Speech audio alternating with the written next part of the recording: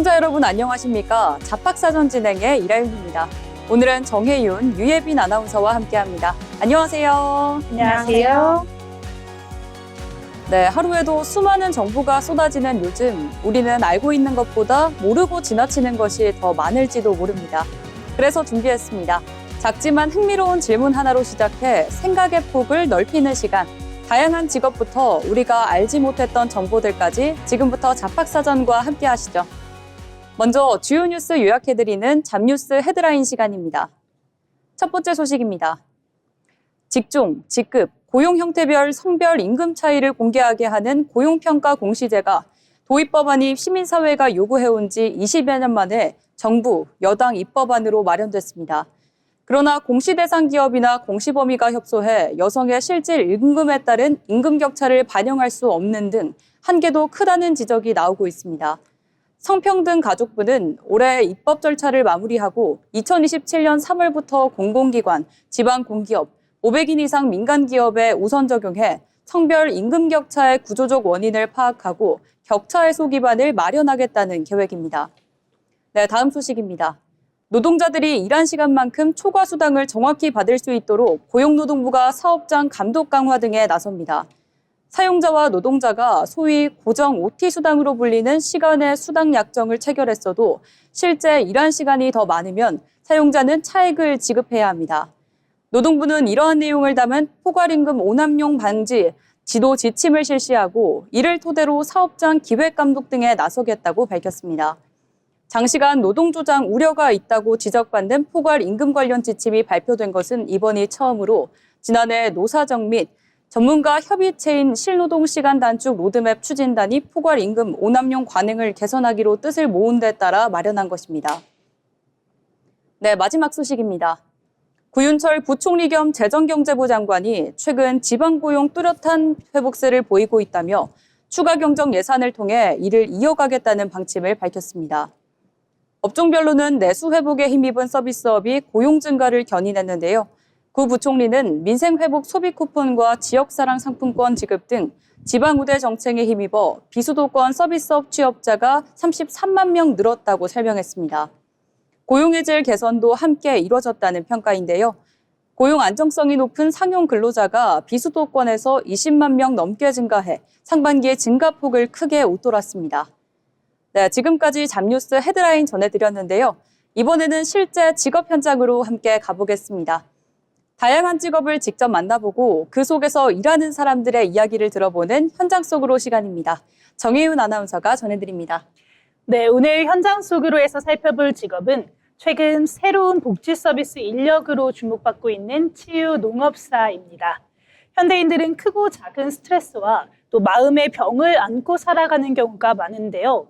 이럴 때 농업이 가진 자연의 힘을 빌려서 사람들의 마음을 다독이고 또 건강을 회복하도록 돕는 전문적이고도 따뜻한 일자리입니다. 어떤 역할을 하고 또 어떻게 준비해야 되는지 함께 알아보도록 하겠습니다. 이 치유 농업사는 단순히 텃밭을 가꾸거나 농사 기술을 가르치는 사람이 아닙니다. 식물을 가꾸고 또 동물과 교감하는 농업 활동의 전반적인 것들을 활용해서 이 대상자들의 심리적 또 신체적 건강을 회복시키는 치유 서비스 전문가입니다. 예를 들어 치매 어르신들을 위해서는 인지 능력 향상을 위한 식물 가꾸기 프로그램을 기획하고 발달장애인을 위해서는 동물과 교감하면서 사회성을 기르는 프로그램을 운영합니다. 대상의 특성과 목적에 맞춰서 아주 세밀한 맞춤형 치유 프로그램을 기획하고 총괄하는 역할을 하고 있습니다. 과거에는 원예 치료나 동물 교감 치료 같은 민간 자격증이 주를 이루었는데 이 서비스의 질을 높이고 또 이를 국가 산업으로 육성하기 위해서 정부가 직접 나섰습니다. 농촌진흥청이 주관하는 국가 공인 자격 제도가 도입이 되면서 농업의 다양한 자원을 통합적으로 다루는 공식 전문가 집단으로 탄생하게 된 건데요. 이 부분적인 소재별 접근을 넘어서 농업의 치유적 기능이라는 큰 틀 안에서 종합적으로 접근한다는 점에서 이 직업적으로 전문성이 한층 강화됐습니다. 해외에서는 이미 이 직업의 가치가 입증되고 있는데요. 이 네덜란드와 영국에서는 치유 농장이 의료보험과 연계된 사회복지 시스템으로 굳건하게 자리 잡고 있습니다. 일본 역시 후생 노동성과 농림수산성이 협력해서 사회적 약자의 직업 훈련과 재활에 농업을 적극적으로 활용하고 있는데요. 또 우리나라도 보건, 복지, 평생교육 같은 다양한 분야와 융합하면서 향후 일자리 수요가 지속적으로 늘어날 큰 잠재력이 큰 분야로 평가받고 있습니다. 구체적인 준비 과정을 한번 살펴보겠습니다. 자격은 1급과 2급으로 나뉘는데요. 처음 진입하는 구직자들은 주로 2급부터 시작하게 됩니다. 전국 시도별로 지정된 양성기관에서 총 142시간의 전문 교육 과정을 이수해야 하는데요. 이 교육에서는 치유농업자원의 이해부터 또 시설 환경 관리, 프로그램 기획과 실행 평가까지 실무에 필요한 전 과정을 배우게 됩니다. 교육을 무사히 마치게 되면 농촌진흥청이 실시하는 자격시험에 응시할 수 있는데요. 1차 시험에서는 치유 농업과 서비스의 이해 같은 객관식 3과목을 치르게 되고요. 이를 통과하면 치유 농업 운영 실무를 묻는 2차 주관식 논술 및 약술형 시험을 치르게 됩니다. 이 2가지의 과정을 모두 통과해야 최종적인 자격이 주어집니다. 1급의 경우는 치유 농업 서비스를 기획하고 경영하는 한층 더 까다로운 실무 전문성을 요구하는데요. 응시 자격도 엄격합니다.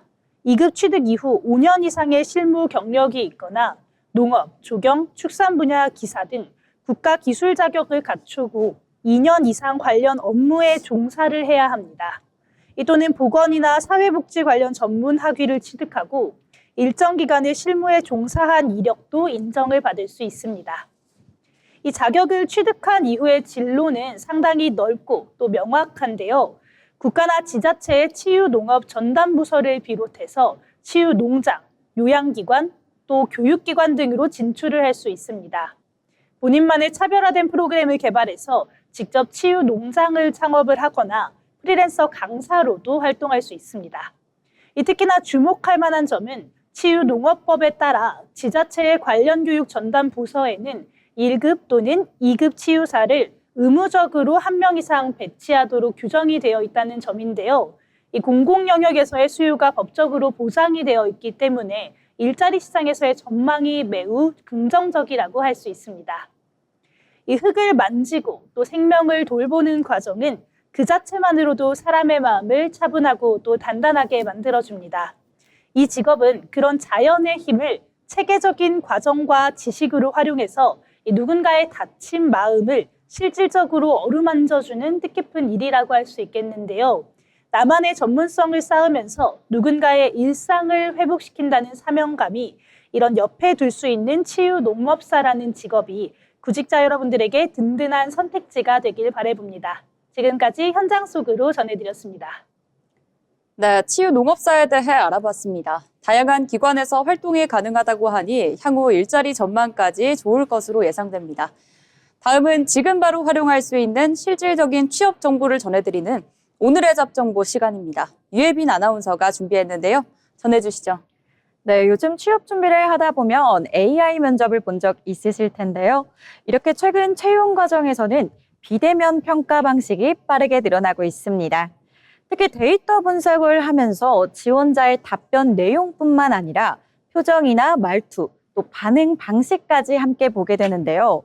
이런 변화들이 생기면서 이제는 기존 면접과는 조금 다른 준비가 필요해졌습니다. 그렇다면 AI 면접 과연 어떻게 대비해야 할지 준비해봤습니다. 먼저 AI 면접의 구조를 이해해야겠죠. 기존에는 면접관과 직접 대화를 나누는 방식이었다면 이제는 사람이 아닌 시스템이 평가하는 방식입니다. 그래서 말하고자 하는 내용뿐만 아니라 데이터상의 점수를 충족해야 하는데요. 실제로 AI 면접에서는 응시자의 표정과 말투, 그리고 시선, 그리고 답변의 구조까지 이렇게 여러 요소를 동시에 분석한다고 합니다. 그렇다면 평가 기준은 어떻게 될까요? AI 면접의 평가 방식은 크게 4가지로 나눌 수 있습니다. 첫 번째로는 표정이 있습니다.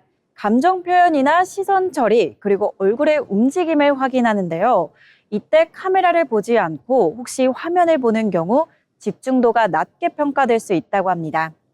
두 번째로는 음성 평가가 있습니다. 목소리의 크기나 속도, 또 발음 등을 함께 평가하는데요. 응답을 하면서 너무 빠르게 말하거나 혹시 발음이 정확하지 않으면 전달력이 떨어지는 답변으로 인식할 수 있으니까요. 천천히 정확하게 대답하는 게 중요하겠습니다. 여기서 또 언어 표현도 중요하게 평가됩니다. 어떤 단어를 쓰는지, 또 그 답변이 논리적인지, 또 응시자에게 맞는 답변으로 진정성 있게 전달되는지까지 확인됩니다. 마지막으로 반응도 평가 항목에 있습니다. 면접 중에 긴장하거나 당황하는 순간까지 분석되는데요. 이때 중요한 건 긴장을 했냐 안 했냐보다는 그 긴장한 상황 속에서 어떻게 대응하는지가 중요한 요소로 평가됩니다. 자, 그럼 이제 AI 면접을 볼 때 어떻게 준비해야 할까요? 면접장에 직접 가는 게 아니다 보니 먼저 환경 준비에 신경 써야겠습니다. 먼저 조용하고 또 안정된 공간에서 진행하는 게 좋겠는데요. 여기에서 인터넷은 최대한 끊김이 없도록 가능하시다면 유선 연결을 사용하는 게 좋겠습니다. 또 면접 도중에 연결 상태가 좋지 않아 당황하는 경우도 발생하는데요. 여기에서는 미리 웹캠 설치와 마이크 상태를 확인하고 또 헤드셋을 사용한다면 큰 도움이 되겠습니다. 또 여기서 복장도 고민이 되실 것 같은데요. 실제 면접장처럼 정장도 좋지만 대부분 단정한 비즈니스 캐주얼을 선호하는 편입니다. 아무래도 여기서 중요한 포인트는 카메라 화면상 어떻게 비치냐인데요. 너무 어두운 색상의 옷은 얼굴이 어둡게 보일 수 있고요. 화려한 패턴은 시선을 분산시키는 요소가 될 수 있습니다. 그래서 밝은 계열의 단정한 스타일이 가장 안정적인 선택이 될 것 같습니다. 물론 복장도 지원하는 직무마다 선호하는 분위기가 다르니까요. 면접 전에 꼭 한번 확인해 보시면 좋겠습니다. 마지막으로 AI 면접이 낯선 분들을 위한 좋은 정보가 준비되어 있는데요. 사람인에 들어가시면 모의 AI 면접이 있습니다. 보시는 것처럼 실제 화상 면접과 가장 유사하게 만든 트레이닝 시스템인데요. 본인이 준비하고 있는 실제 직무를 선택할 수 있고요. 면접 후에 모니터링을 통해서 객관적인 피드백도 받을 수 있습니다. 이렇게 오늘은 AI 면접에 대해 알아봤습니다. 물론 처음에는 조금 낯설게 느껴질 수 있지만 소통의 핵심은 변하지 않는 만큼 충분히 준비하고 연습한다면 대비할 수 있겠습니다. 지금까지 잡정보 전해드렸습니다. 네, AI 면접은 효율성과 객관성을 높이는 도구이지만 결국 사람을 판단하는 기준은 여전히 사람다움에 달려있는 것 같습니다. 오늘 전해드린 정보들 잘 활용하시면 좋을 것 같습니다. 네, 세상에는 우리가 아직 잘 알지 못하는 다양한 직업들이 존재하는데요. 새롭게 떠오르는 직업과 앞으로 주목해야 할 미래 직종을 살펴보는 시간, 직업의 세계입니다. 정가은 아나운서가 전해드립니다. 세상의 다양한 직업을 알아보는 시간, 직업의 세계입니다. 여러분들은 미래 유망 직종 하면 어떤 것들이 떠오르시나요? 아마 많은 분들이 AI나 IT 같은 차가운 과학 기술을 떠올리실 겁니다. 하지만 역설적이게도 기술이 정점에 다다를수록 우리 인간은 더욱 인간다운 것, 즉 오감과 정서적 공감을 갈구하게 됩니다. 오늘은 화면 속의 데이터가 아니라 우리의 코끝과 마음, 그리고 일상을 바꾸는 공간 브랜딩 큐레이터를 소개하겠습니다.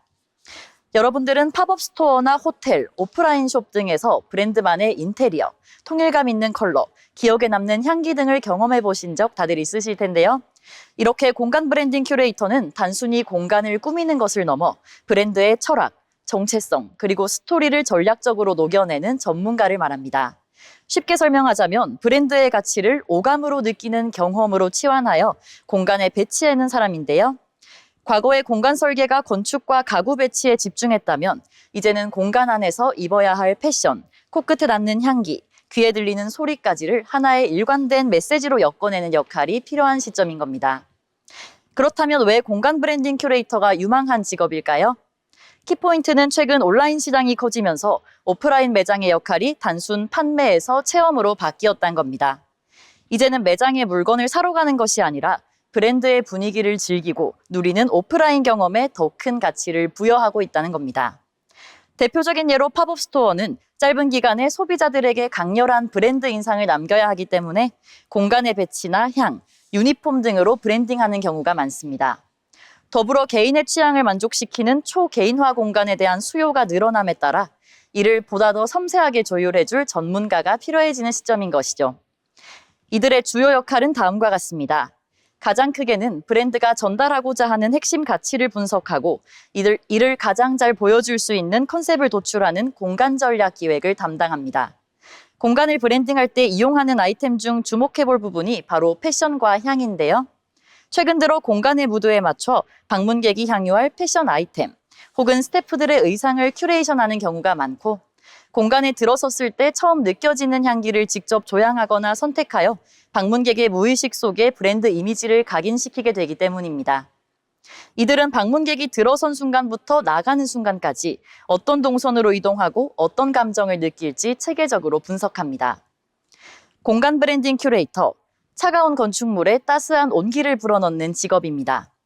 예술가의 섬세한 시선으로 공간을 그리고 기획자의 냉철한 전략으로 패션을 입히며 마케터의 감각으로 사람들의 마음을 움직입니다. 그들은 이 모든 경계를 자유롭게 넘나들며 머물고 싶은 순간을 공간 속에 실현해냅니다. 공간의 첫인상을 결정하고 문을 나선 뒤에도 기억의 잔상을 붙잡아두는 향기처럼 공간 경험 큐레이터는 누군가의 기억 속에 가장 깊고 아름다운 그림을 새깁니다. 머무는 곳이 단순한 장소를 넘어 하나의 완벽한 세계가 되는 미래, 그 감각적인 여정에 이 직업이 함께할 것입니다. 지금까지 직업의 세계였습니다. 네, 공간 브랜딩 전문가에 대해 알아봤습니다. 우리의 일상을 더 아름답게, 더 의미 있게 만들어주는 직업인 것 같습니다. 이제 잡토크, 일의 미래 시간입니다. 오늘 이야기해볼 주제는요, 직장인이라면 누구나 한 번쯤 고민해봤을 문제입니다. 바로 연봉 협상은 능력인가 아니면 부담인가입니다. 요즘은 입사할 때뿐만 아니라 이직이나 재계약 과정에서도 연봉 협상이 점점 더 중요해지고 있는데요. 과연 연봉 협상은 자신의 가치를 당당하게 표현하는 능력일까요? 아니면 여전히 부담스럽고 눈치 보이는 과정일까요? 오늘 함께 이야기 나눠보도록 하겠습니다. 먼저 혜윤 아나운서 의견부터 들어보겠습니다. 연봉 협상 능력이라고 보시나요? 네, 저는 연봉 협상이 분명한 능력이라고 생각을 합니다. 왜냐하면 우리 연봉이라는 거는 단순히 회사가 주는 금액이 아니라 내가 그동안 쌓아왔던 경험, 또 성과에 대한 평가라고 저는 생각을 하거든요. 그래서 같은 일을 했더라도 누군가는 굉장히 조용하게 넘어가고 또 누군가는 성과를 정리해서 어필을 하게 되는데요. 이 결과에서 연봉이 차이가 날 수밖에 없다라는 생각이 듭니다.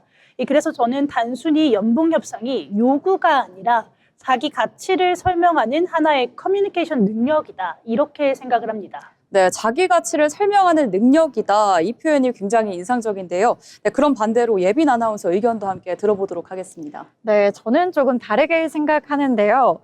현실적으로 많은 직장인들이 자신의 연봉을 직접 이야기하는 걸 굉장히 어려워합니다. 특히 한국 조직 문화에서는 아직까지는 돈 이야기 꺼내는 게 조금 부담스럽다. 이런 인식이 강하잖아요. 또 여기서 만약에 협상을 잘못하게 된다면 괜히 이미지가 나빠질까 봐 걱정을 하기도 합니다. 그래서 돈만 밝히는 사람처럼 보이면 어떡하지? 또 이런 생각 때문에 아예 협상 자체를 포기하는 경우도 생기게 됩니다. 그래서 저는 많은 사람들에게 아직까지는 여전히 심리적인 장벽이 있다라고 생각합니다. 네, 두 의견이 확실하게 나뉘는 것 같은데요. 한쪽은 능력이다, 한쪽은 부담이다. 부담이라는 의견에 대해서 혜윤 아나운서는 혹시 어떻게 생각하시나요? 물론 저도 이 부담이라는 의견에 대해서 너무나도 공감은 합니다. 다만 이 부담을 넘어서서 그렇게 어필을 하는 것이 오히려 또 능력이 아닐까라는 생각을 하게 되는데요.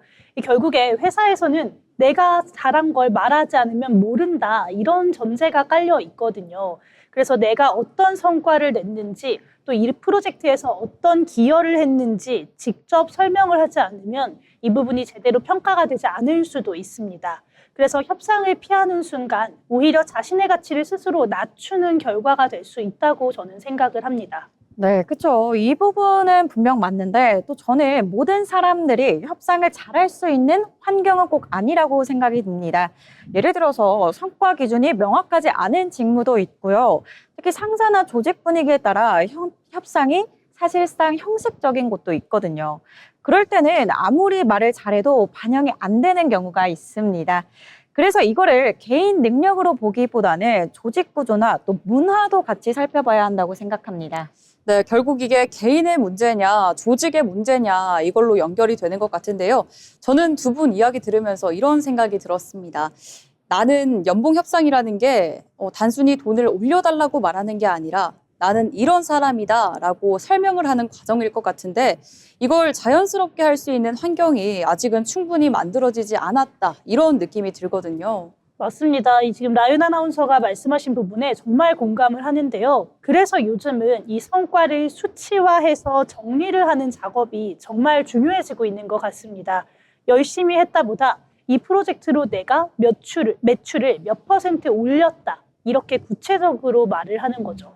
네, 구체적인 필요성도 분명히 있지만 사실 또 이게 부담이 되는 거거든요. 요즘 직장인들을 보시면 일도 해야 되고 또 성과 정리도 해야 되고 또 여기 협상도 해야 되고 이러다 보니까 점점 요구해야 하는 부분이 많아지는 것 같습니다. 네, 오늘 이야기 정리해보자면 연봉 협상은 누군가에게는 자신의 가치를 표현하는 능력이지만 또 누군가에게는 여전히 넘기 어려운 부담일 수 있을 것 같습니다. 결국 중요한 건 얼마를 받느냐 이것보다는 내가 스스로 어떻게 평가하고 그 가치를 어떻게 바라보느냐일지도 모르겠습니다. 여러분은 어떻게 생각하시나요? 연봉 협상 능력이라고 보시나요? 아니면 부담이라고 느껴지시나요? 지금까지 잡토크 1의 미래였습니다.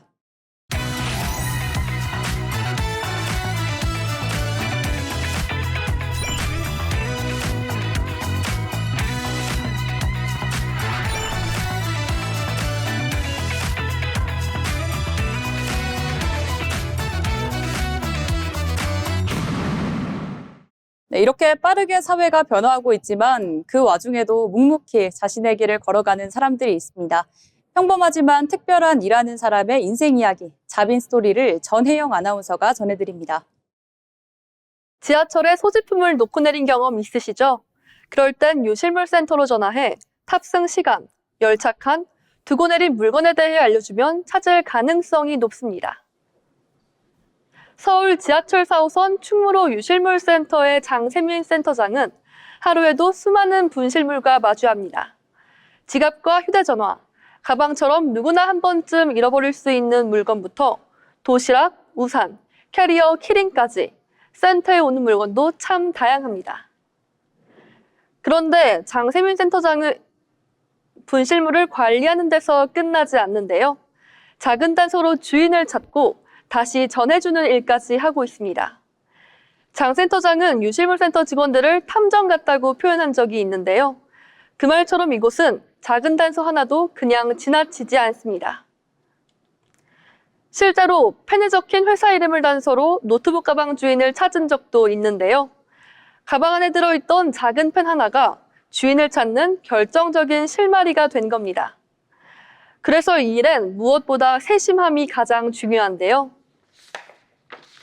메모 한 줄, 사원증 하나, 분실물에 남아있는 로고나 이름 같은 정보도 주인을 찾는 단서가 될 수 있습니다. 충무로 유실물센터에는 하루 종일 문의 전화가 이어집니다. 두고 내린 사람은 다급하고 센터는 그 설명을 하나씩 맞춰가며 같은 물건인지 확인해야 합니다. 비슷한 게 많아 꼼꼼하게 확인하는 일이 가장 중요한데요. 이 일은 결국 분실물을 관리하는 일이면서도 누군가의 불편을 덜어주는 일에 가깝습니다. 그저 분실물 하나일 수 있지만 누군가에겐 당장 오늘을 움직여야 하는 아주 중요한 물건일 수 있기 때문인데요. 남들이 알아주지 않아도 누군가의 불편을 덜어주고 일상을 다시 되찾도록 도와주는 사람. 오늘도 작은 단서 하나를 놓치지 않으며 분실물의 주인을 찾고 있습니다. 지금까지 자빈 스토리였습니다.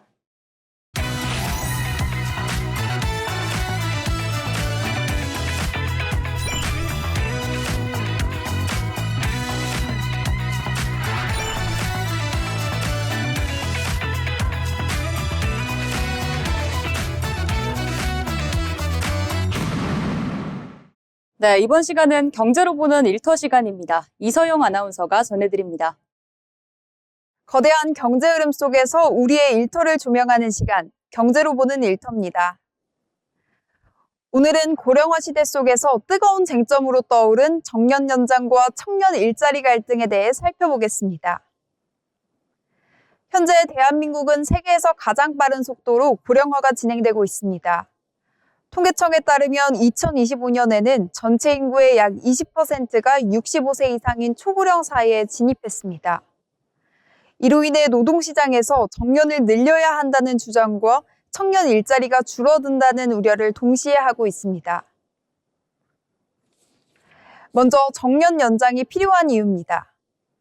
평균 기대 수명은 계속 늘어나고 있지만 현재 법정 정년은 60세에 머물러 있습니다.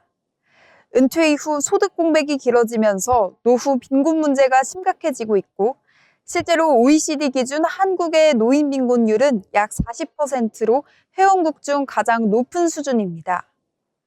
이에 따라 정부와 기업에서는 정년을 65세 이상으로 연장하거나 재고용 제도를 확대해야 한다는 논의가 활발해지고 있습니다. 하지만 반대 측에서는 청년 일자리 감소를 우려합니다. 기업의 인건비 구조상 고령 근로자가 오래 남아 있을수록 신규 채용 여력은 줄어들 수밖에 없습니다. 특히 공기업이나 대기업처럼 정원의 제한된 구조에서 정년 연장이 곧 채용 축소로 이어질 가능성이 있기 때문인데요. 실제로 일부 기업에서는 신입 채용 규모를 줄이거나 경력직 중심 채용으로 전환하는 흐름이 나타나고 있습니다. 그 결과 청년층의 취업 경쟁은 더욱 치열해지고 있습니다. 기업의 인사 전략도 빠르게 변화하고 있습니다. 단순히 연령 기준으로 퇴직시키는 방식에서 벗어나 성과 중심, 직무 중심 인사 체계로 전환되고 있습니다. 또한 일부 기업은 고령 인력을 재고용하되 임금을 낮추는 임금 피크제를 사용하고 있습니다.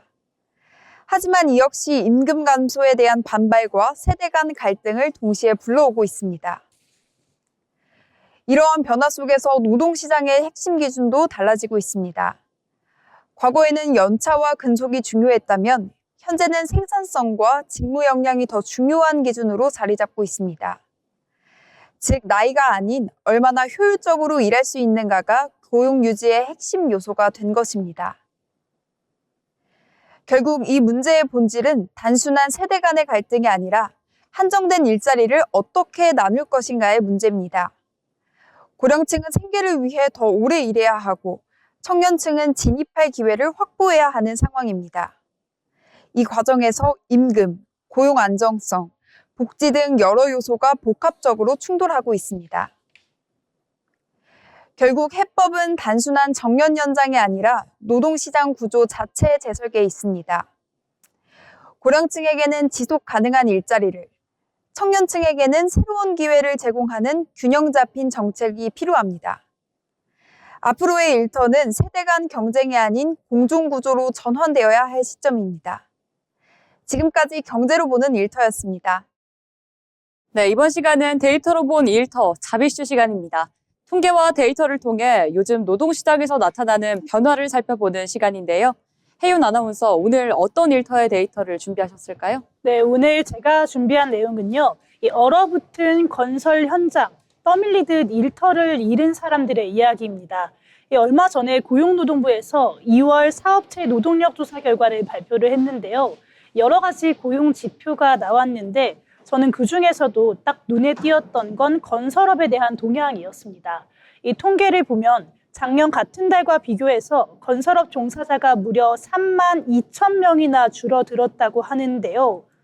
이 전 산업을 통틀어서 가장 크게 일자리가 감소를 했습니다. 네, 와, 3만 2천 명. 이렇게 숫자를만 들어도 그 규모가 상당한데요. 사실 봄이 되면 언 땅이 녹으면서 건설 현장도 보통 다시 활기를 띠잖아요. 그런데 유독 건설업에서 일자리가 이렇게 크게 줄어든 이유가 뭘까요? 네, 보통 해빙기가 되면 이 건설 현장의 망치 소리도 바빠지기 마련인데요. 하지만 최근 계속되는 경기 침체와 또 고금리 여파로 인해서 새롭게 첫 삽을 뜨는 건설 현장 자체가 많이 줄어든 상황입니다. 그런데 이 수치에서 정말 뼈아픈 부분은 일자리가 줄어든 폭보다 일자리를 잃어버린 방식에 있었습니다. 네, 일자리를 잃는 방식이라면 스스로 그만둔 것이 아니라 타의로 그만둔 분들이 많다는 것인가요? 네, 맞습니다. 이 데이터를 보면 본인의 의지가 아니라 이 해고라던가 계약 만료 같이 어쩔 수 없이 일터를 떠난 비자발적 이직자가 건설업에서 14,000명 늘어났다고 합니다. 이 역시 전체 산업 중에서 가장 압도적인 증가폭이었는데요.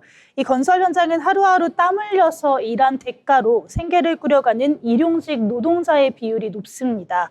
비자발적 이직이 늘었다는 건 매일 아침 인력 시장에 나가도 공을 치고 돌아서는 분들이 그만큼 많아졌다는 뜻으로 볼 수 있겠습니다. 네, 비자발적이라는 단어가 굉장히 차갑게 들리는 것 같습니다. 스스로 원해서 퇴직을 한 게 아니라 생계를 유지하던 그동안의 일터를 하루아침에 잃었다는 뜻이잖아요. 여기서 또 보면 남겨진 가족들의 그 막막함이 얼마나 클지 간문도 안 됩니다. 네, 맞습니다. 분명히 일할 의지도 있고 또 오랜 기술력도 있는데 이 현장 문이 닫히면서 어쩔 수 없이 발길을 돌려야 되는 이러한 분들의 한숨이 그대로 수치로 나타나는데요. 이 문제는 밀려난 분들이 다시 일자리를 구하는 것도 쉽지 않다는 점입니다. 이렇게 나가는 문은 계속해서 넓어지고 있는데 새로 들어갈 수 있는 채용의 문이 더 굳게 닫히고 있습니다. 네, 일자리를 잃은 것도 서러운데 다시 일할 기회조차 줄어들고 있다는 게 참 엎친 데 덮친 격이네요. 채용 시장은 얼마나 얼어붙었을까요? 네, 일자리를 잃는 사람이 이렇게 급증하고 있는 반면에 건설업의 신규 채용은 오히려 1만 명 가까이 감소한 것으로 나타났습니다. 이 나가는 사람은 넘쳐나는데 새로 일할 사람 자리가 줄어들다 보니까 이 현장에서 밀려난 노동자들이 다시 돌아갈 곳이 없는 이 악순환이 계속해서 이어지고 있는 건데요. 이 생계형 노동자들이 많은 건설업의 특성을 생각하면 아주 심각한 경고등이 켜진 상황입니다. 네, 이렇게 듣고 보니까 건설업이라는 하나의 산업 위기뿐만 아니라 또 그 안에서도 묵묵히 땀 흘리던 가장들의 위기가 느껴지는 것 같습니다. 그리고 서민 경제에도 꽤 타격이 클 것 같아요. 네, 정확히 짚어주셨는데요. 사실 건설업 같은 경우 다른 산업에 비해서 일자리 창출 효과가 굉장히 큽니다. 동네 식당이나 자재 업체같이 이 지역 경제와 체감 경기에 미치는 영향이 정말 절대적인데요. 건설업 고용 한파가 길어지게 된다면 이 서민 경제 전반이 차갑게 얼어붙을 수밖에 없는 상황입니다. 특히나 통계 수치가 떨어졌다고 분석하는 데 그쳐서는 안 되는 이유인데요. 이 현장에서 일자리를 잃은 분들이 다른 곳에서 경제 활동을 또 이어나갈 수 있도록 실질적인 보호 대책이 필요한 시점입니다. 네, 화창한 봄날 뒤에 가려진 이 건설 노동자들의 시린 어깨를 우리 사회가 어떻게 따뜻하게 감싸 안아줄 수 있을지 깊은 고민이 필요해 보입니다. 네, 이어서 예빈 아나운서, 다음 주제는 무엇일까요? 네, 오늘 저는 여성 경제 활동에 대해 이야기를 나눠보려고 합니다. 요즘 주변을 보면 결혼이나 출산 이후에도 계속 일을 이어가는 여성분들이 늘어났는데요. 과거에는 특정 시점에서 일을 그만두는 경우가 대부분이었다면 이제는 커리어를 유지하거나 또 짧은 휴식 후에 다시 이어가는 흐름이 늘어나고 있습니다. 이처럼 여성들의 일하는 방식이 달라지면서 노동시장에도 큰 변화가 나타나고 있는데요. 자, 그럼 여기서 먼저 우리 두 아나운서의 이야기를 한번 들어보려고 합니다. 두 분은 결혼 이후에 혹은 출산 이후에 일을 이어가는 것에 대해서 어떻게 생각하시나요? 저는 우선 개인적으로 정말 가능하다면 일을 계속해서 이어나가고 싶다라는 생각이 있거든요. 이 예전에는 결혼이나 출산이 하나의 경력 단절 사유로 꼽혔다면 지금은 그저 삶의 과정 중에 하나로 여겨지는 그런 인식이 더 강해지고 있는 것 같습니다. 그래서 물론 현실적으로는 쉽지 않은 부분도 정말 많겠지만 그래도 일을 계속하면서 나의 역할이라든지 자존감 그리고 정체성을 유지하는 것이 중요하다고 생각합니다. 네, 저도 사실 비슷하게 생각하는데요. 특히 요즘 주변을 보면 육아하면서도 일 병행하시는 분들 많아졌잖아요. 그게 더 이상 특별한 선택이 아니라 하나의 삶의 방식처럼 느껴지기도 합니다. 다만 현실적으로는 일과 육아를 어떻게 균형 있게 가져갈지에 대한 그런 고민은 여전히 남아있는 것 같습니다. 네, 두 분 말씀처럼 정말 많은 여성분들이 계속해서 일을 하는 흐름이 이어지고 있는데요. 이제는 여기에서 일을 어떻게 지속할 것인가에 대한 더 중요한 고민이 나오고 있습니다. 그럼 이제 실제 데이터를 살펴보면서 더 깊게 이야기 나눠보겠습니다. 먼저 통계청 자료에 따르면 여성 경제활동 참여율은 2013년 50.3%에서 23년 55.6%까지 상승했습니다. 10년 사이에 약 5%포인트 증가한 건데요. 여기에서 또 여성 취업자 수는 약 184만 명 증가했고요. 반대로 경력 단절 여성은 80만 명 이상 감소했다고 합니다. 네, 제가 생각한 수치보다 훨씬 더 큰 변화처럼 느껴지는데요. 정말 이 경제활동 분위기 자체가 점점 바뀌고 있는 것 같습니다. 맞아요. 특히나 이 경력 단절이 정말 줄었다라는 부분이 굉장히 인상적인데요. 그렇다면 혹시 연령대별로도 차이가 있을까요? 그렇죠. 말씀하신 것처럼 이렇게 수치로 보면 더 확실한 변화가 느껴지는데요. 연령대별로도 눈에 띄는 변화가 있습니다. 특히 30대 여성에서 큰 변화가 나왔는데요. 2014년 56.2%였던 참여율이 2024년에는 76.8%까지 상승했습니다.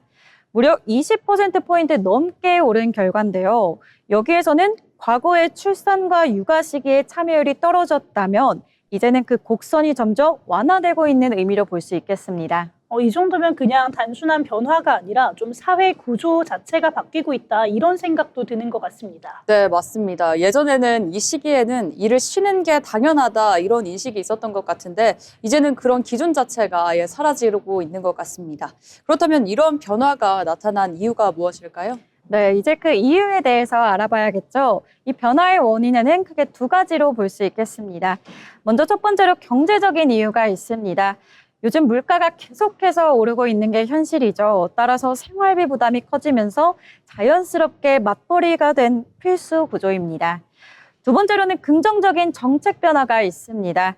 육아휴직 확대와 유연근무제 도입 등 조금은 편안하게 경력을 이어갈 수 있는 그런 유연한 환경이 이어지고 있습니다.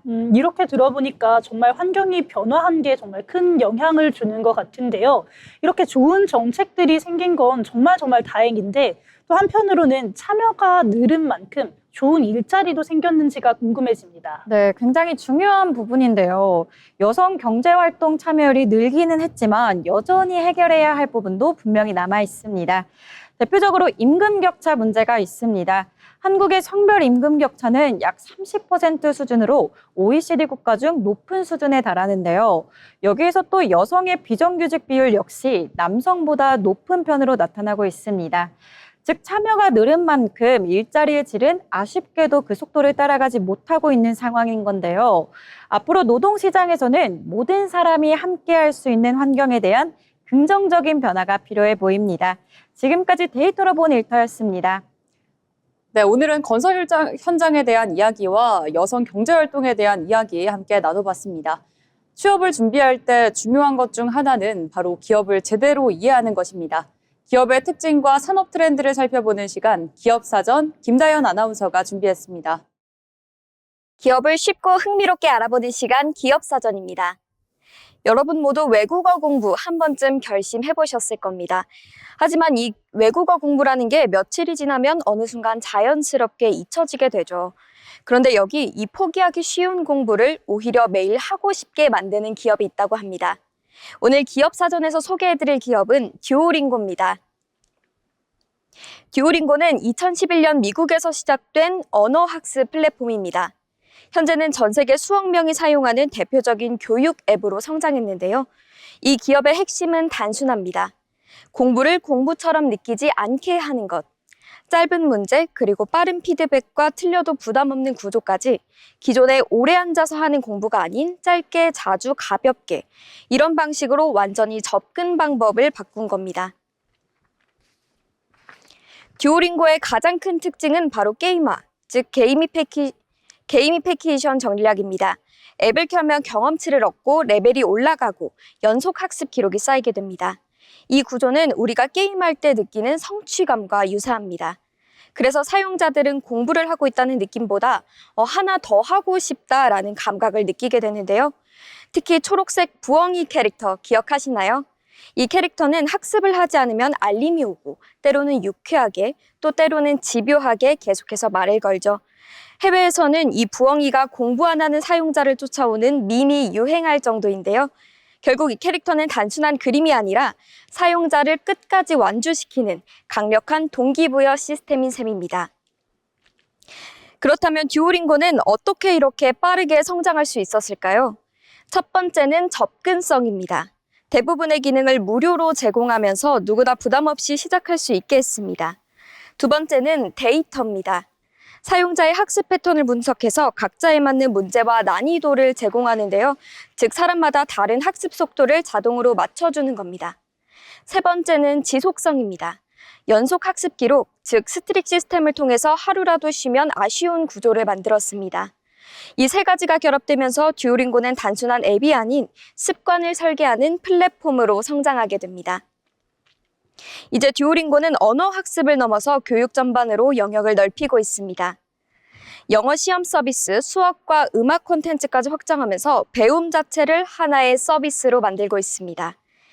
우리는 흔히 공부는 어렵고 힘든 것이라고 생각합니다. 하지만 정말 어려운 건 공부 그 자체가 아니라 지속하는 것이라고 생각합니다. 듀오링고는 바로 그 지점을 바꾼 기업입니다. 공부를 더 쉽고 더 가볍게, 그리고 결국 계속하게 만드는 방식, 앞으로 교육이 더 재밌어지는 시대, 그 변화는 이미 시작됐습니다. 지금까지 기업을 쉽고 흥미롭게 알아보는 시간, 기업사전이었습니다.